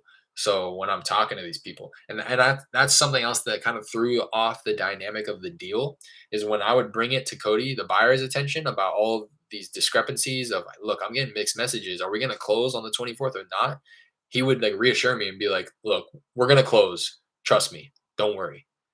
And I took his word for it because, again, he's the boss over there. So if he's gonna make it happen, he's gonna make it happen. But I think he didn't know about that property survey, so I don't blame him. I think that we would have closed on the 24th had it not been for that issue. But yeah, it's a little weird when I'm like, I almost, because I can tell that they, even in the emails, they don't refer to him as Cody. They're not referring to him as my boss. They're not referring. They just call him the buyer. So I do that too. It's like I don't think that they're legally. They probably have. There's probably a conflict of interest here. Um, if that line is kind of blurred, but they do a really good job of playing third party, unbiased. I don't have anybody's interests at heart here. I'm just taking care of the transaction. They do a really good job of that, so I try my best to not say just walk in the other room, just walk in and tap Cody on the shoulder. What's up? Like, is he going to fund the deal, or is his lender going to fund the deal? So I try my best not to do that because they do as well. So keep your fingers crossed. With this one, I'm gonna kind of end it right here. But I appreciate you, Jay. And let me know, J Lep. Is it? I'd imagine it's like the first letter of your first name, and then Lep, like maybe the first three letters of your last name, or maybe that's just your last name, J Lep. Let me know if I'm saying that right. I really do want. I appreciate your support. It has not gone unnoticed. I know that you have been tapping in and reaching out like you have been on this call. So I appreciate that, man. Definitely. Let me know what type of, oh, here we go. Here's the title company. Before I end it, there we go. Hello. Hi, this is Yari calling back from Citizen Title. Hey, how's it going? Hey, Derek. Me, Yari calling you back. I just pretty much just stepped out of Martha's office, and she's telling me that we are waiting actually for a FedEx to get original docs in the office. We have not received the FedEx, so until we get original docs, we'll get everything funded. Okay. And about the keys, I think she's gonna try to figure out how we can get those keys up here, because I believe the buyer doesn't want the keys up there. Yeah. Totally understandable. So just to confirm, the FedEx, the original documents, which original documents are we waiting on? I believe that you signed, I believe, December, if I'm not mistaken. I don't have much information. That's all she did give me. She said that she's just waiting for original documents to arrive from FedEx. Okay. And that we were supposed to obtain them by probably like 12/1, but we haven't received anything. So I think that's the only thing she's waiting in order for everything to get funded. Okay. Was it possibly the property survey? Do you think? I'm not sure. Okay. She didn't mention anything about a survey. Okay. I'm just trying to think of what documents she could be referring to. Um, We just signed anybody outside our office maybe, and then original documents have to come to us before getting funded. I'm just asking. I'm not sure. yeah. No. I mean, it's either it may be the divorce decree if he didn't bring that in, but I'm fairly certain that he had brought that in and it was recorded, maybe, or maybe that's what you're waiting on for it to be recorded. Um, I'm not sure. I'm really not sure. All right. Well, I mean, everything's already in here. The only thing that we're just waiting for is original documents. Once original documents get here, then we should be able to fund. But everything pretty much it's covered up. All signatures are collected.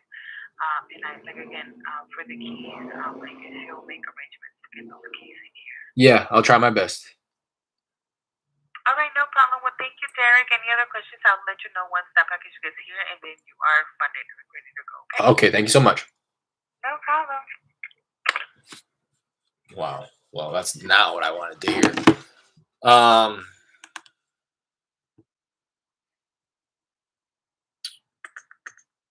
we gotta figure out things, bro. That's fucking annoying, man.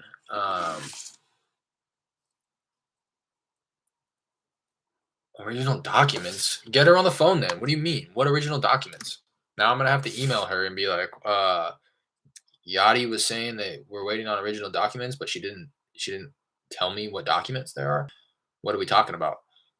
And then I'm gonna have to go. I've watched most of your videos while I was delivering. It's hard to find good content here. That's exactly what I do, man. That's so funny. I'm out there delivering food just to kind of make ends meet, and that's exactly what I do. I try to tap into as many wholesalers as possible. Um,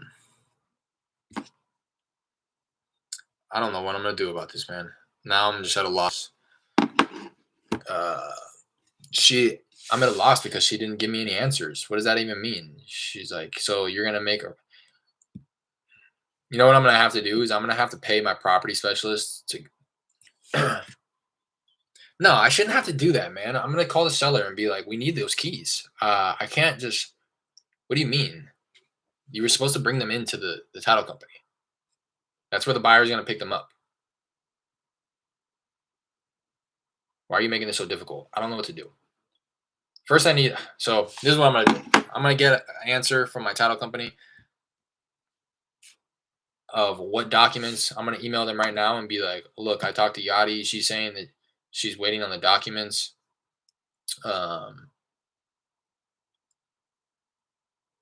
she's waiting on the documents. Although she told my seller that he was gonna get paid today. That's fucking frustrating, man. Uh, I'm gonna have yeah, but yeah, I'm gonna have to, okay. I'm gonna write this down so I don't forget. I'm gonna email title company. What docs are they waiting on in FedEx through FedEx? And then I'm gonna have to call the seller. Well, what if the keys are officially lost? No, don't say that. They're just there. I just think the buyer doesn't want to, which is understandable. The buyer doesn't want to have to stop. It's like an hour drive. It's not in the inner city of Houston. It's on the outskirts. It's like an hour drive from where the title company is.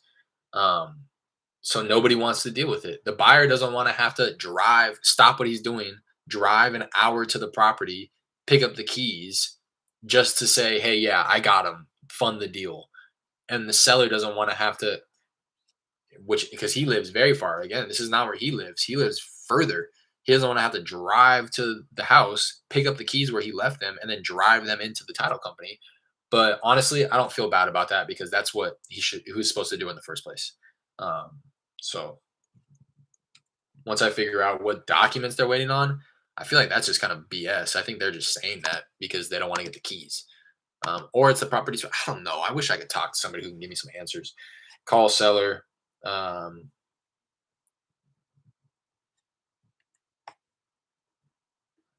I'm gonna have to tell him that he's not gonna get paid until we can get those keys. I can't. I'm not just gonna run by the property. If worst comes to worst, if he throws a fit, I'm gonna have to send my property specialist out there, go on that Easter egg hunt, and um, what do you think? Should I lie to the seller and say that I tried to get out there but I couldn't find them? I could do that. Is that unethical? I could be like, look, man, I went out there and I looked all over the place, but I can't find them. There's bricks everywhere. I don't know where you're talking about, but we need those keys. Um, I thought about the locksmith too, Jalep. I thought about it. That is worst case scenario though. I'll tell you that. Um, I I already feel horrible. I already feel like I let my buyer down. I already feel like I've caused nothing but headaches for my title company. Um, and it's all because of the seller, but it is my fault.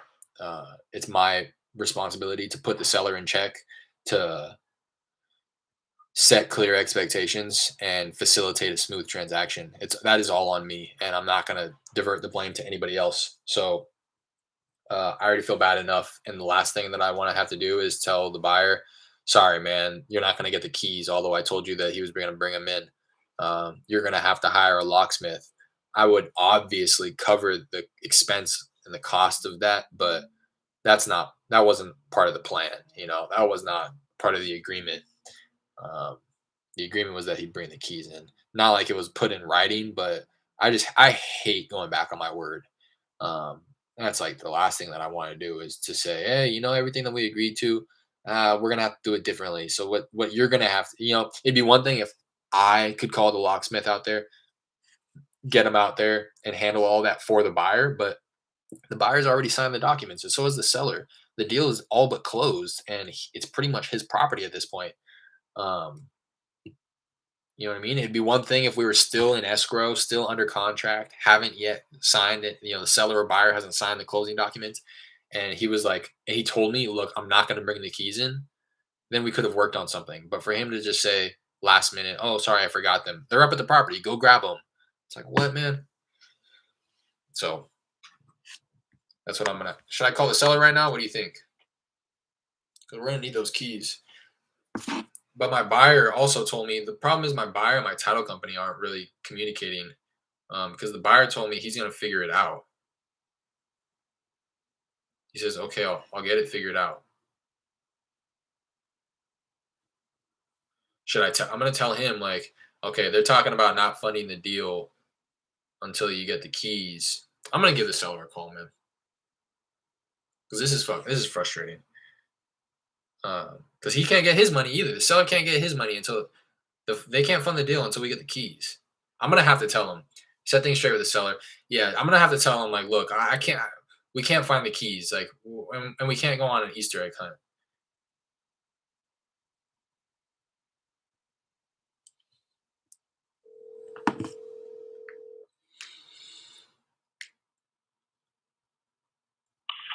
Hello. Hey, Marcelino. Sí.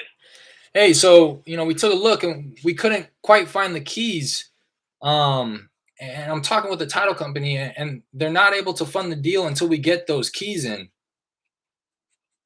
know somebody tell me that I need to send in a parent or something, and I said, "Well, you send somebody for looking for the keys? Yeah, somebody was up there, and we took a look around but couldn't find them. Why you not call me? He's real close. I can go over there and tell him where it is. Yeah, I'm Go sorry, give it because to him. it's not me. It's not me who's going up there. I sent somebody out there, and it was just poor communication. But would you be able to mail them in, or possibly just bring them back to the title company? I'm not gonna drop it over there. I'm gonna send it to the. You send it to Ferris or whatever. Yeah. As long as I mean, I figured that would probably be a little bit more difficult because you're gonna have to print the label and bring it into FedEx and stuff. But if that's something that you're able to do, Yeah, you gonna send the label deal and everything, and I'll go to Ferris and then.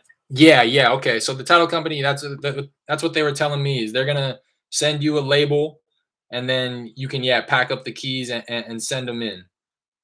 Yeah. Okay, that's fine. I just want to let you know though, because the deal can't get funded until we get those keys. So, you would be. Man, I can't believe this guy not called me, man. I hate put it on. I know, but I hate that the keys weren't brought this morning when they were supposed to. To be quite honest, and I'm sorry. I'm pretty about this. The lady, she forgot to ask me again too, and I forgot it. I know, Mr. Castro, but I had tried to remind you so many times. My fault, yeah. Yeah. Okay. Well, I just wanted to make sure. I want to make sure that we're all on the same page moving forward. Yeah. Okay, we get it. Okay. All right. Sounds good. Okay, bye. All right. Bye. I can't believe I had to lie. There was, whatever. But I can't quit. But stop.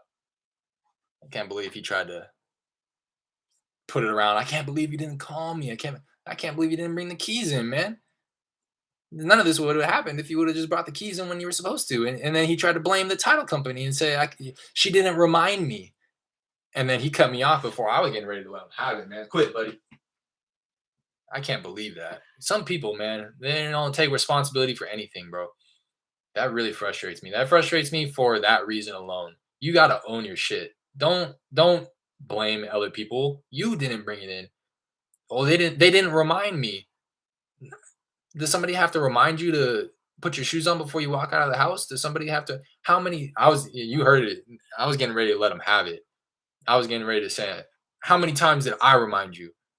How many times did I tell you that you needed to bring it in? How many times? I have texts that say bring it in. I'm gonna read the text. That's unbelievable.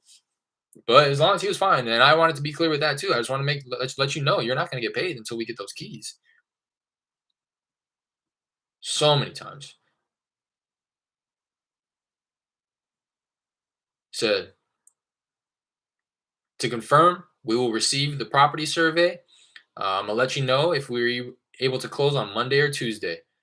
The address is this. Reminder to bring a copy of the house keys, your ID, and the divorce decree. Literally the last text that I sent him.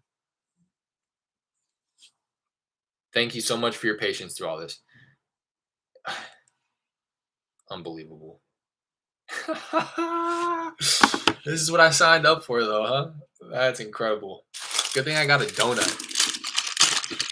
I got a little donut earlier. I'm not gonna make you watch me eat it, but it's maple old fashioned. Just in case you were wondering, I'm gonna need that right now. I'm gonna take this guy out to the park. He's getting a little. I mean, what could you have done differently? Nothing. Nothing. I couldn't have done anything differently. That's why it's like it's just bothersome that, and this is why this is the conversation that I have with my old lady often is that I hate that I'm desperate right now. That is what's bothering me most. I wish that this is because in the future when I have a bankroll and this deal is just another drop in the bucket, I would be completely fine with having that phone call right there and him saying, "Yeah, yeah, yeah, you're gonna send me the label and I'll FedEx it." Yeah, but right now, what that means to me is that's gonna be another 1, maybe 2, maybe 3 days before I get paid, and that's what's bothering me. The fact that his mistake is preventing me from getting paid. Um, and yeah, like grass is greener. I'm still gonna get paid. It's just a matter of when later, as opposed to now, or as opposed to Friday when it was supposed to close, or as opposed to the 13th of September, which was written on the original contract. That's what bothers me is that, uh, like you're saying, I couldn't have done anything differently. I think I beat myself up for not setting clear expectations, but I couldn't have been any clearer on this with everybody. I couldn't have done anything differently. So anyways, appreciate you again, J Lep. Again, your support does not go unnoticed, man. I see you commenting, I see you tapping in. For sure, the number one supporter on this channel thus far.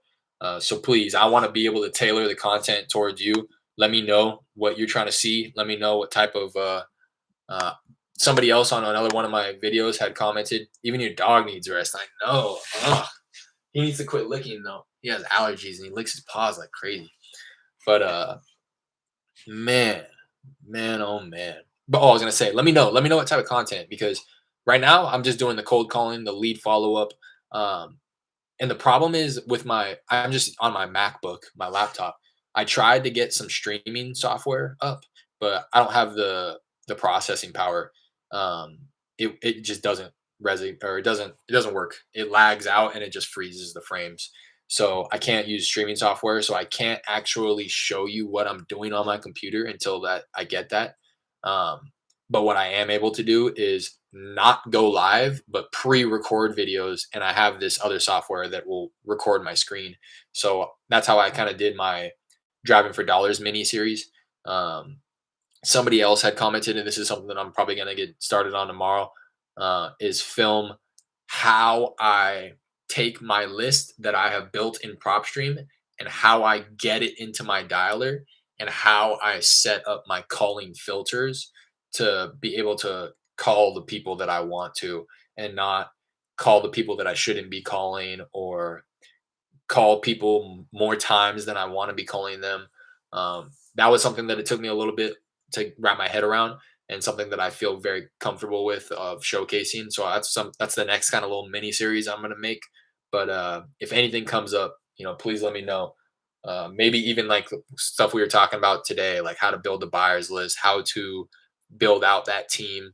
Maybe I can do something like how to build or what to look for with the title company, what to look for. Definitely do a video of how you calculate comps. Yeah, yeah, yeah. That's a great one. That's a great one. That's like key. That's number one. Understanding value. That's something that I learn every single day. Other than that, I love your video format. Thank you, man. I appreciate it. But yeah, comping, that's a great one. What I'll do is I'll kind of oh, you know what I can do? Once this deal closes, I can do two. I can do I think I might have done the other one, but maybe not. But what I'll do is I will take my two closed deals. That way I'm not like fearful of you or anybody else stealing them because I've already gotten paid on them. I'll take those two and I'll comp them, and I'll show you the comps that I used.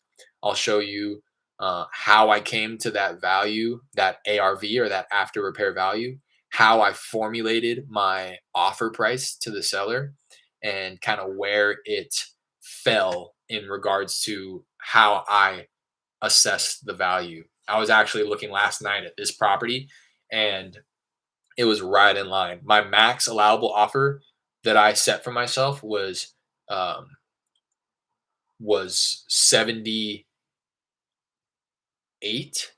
or 70 75 for a $10,000 assignment fee.